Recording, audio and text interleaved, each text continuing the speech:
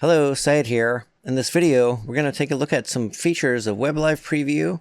And WebLive Preview is a new web forms designer as well as previewer for ASP.NET Full Framework web apps. All right, let's go ahead and take a look at some features of WebLive Preview.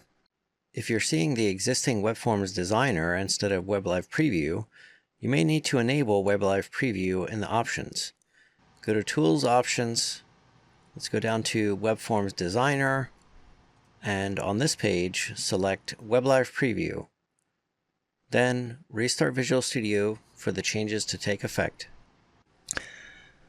Let's go ahead and get started with the IDE integration for WebLive Preview here. At the bottom left of the editor, you can see the Design and Split button. This is how you can access the IDE Designer. If you click on the Design button, the designer is opened as a full page. And if you click the Split button, the designer is opened in a new horizontal tab group. These are just normal vanilla Visual Studio windows, so you can move them around and pin them like you can any other window in Visual Studio. Let's move on to show how selection sync works. So when you pick an item, for example, students, or the drop-down, the editor will sync to the location in the source where that has been declared. Alright, as you make changes, those previews will be available in the designer as you type them. Here we can see that I'm changing students to students enrolled. Go ahead and add a new line here as well.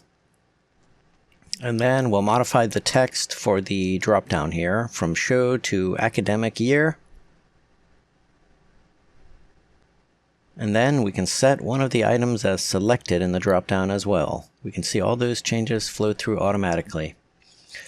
You can also change the text for static text in the designer. Here I double click on students and change it to students enrolled.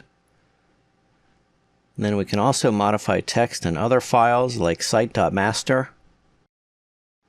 Here's one of my favorite features. Whenever you modify a CSS file, those changes will be applied in the designer automatically as you type. This is a really great feature for those learning CSS, and I'm definitely in that category as well. So here we can see that I've got a page with a grid, and then I'm modifying my CSS to define my grid and see how that would look when it's rendered on in the web browser there. Another update that we have is the ability to show live data as opposed to just showing data bound in the existing web forms designer as shown here.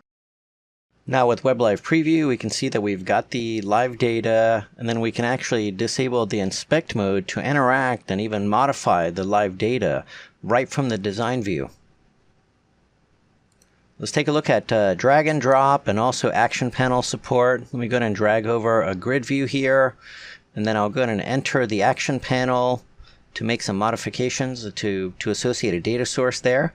I need to do the needs update to update the view. We've got the view updated now, showing the live data.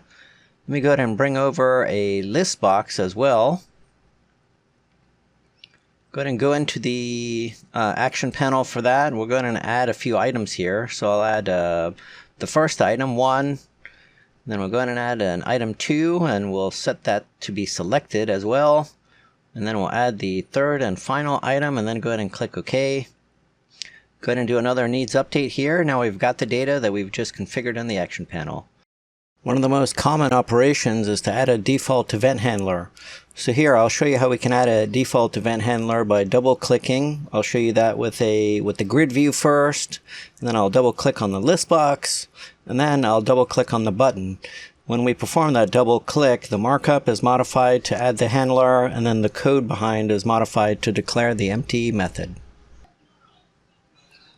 Alright, we also have support for Mvc and Razer Pages for .NET Framework. Here we can see I've got a Mvc application here, and as I modify the markup, the view will also be updated as I type automatically. With WebLive Preview, you're not limited to using the IDE Designer. You can also use the browser as a designer as well. When you click on Open in Browser, it opens the Web Live preview in a browser, and then we can also have multiple browsers attached at the same time. So here I'll go ahead and duplicate the browser window, and then I'll modify Visual Studio to where we can see the design view as well as both browsers. And then as I modify the markup, the change is being pushed to all the clients that are connected, so we can see all three views update automatically as you type.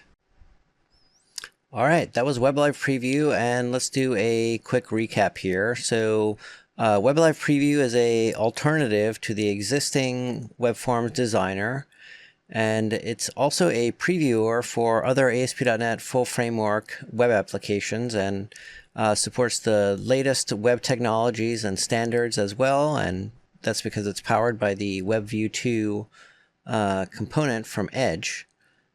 And we saw that you can edit the markup and see those changes in the built-in designer window.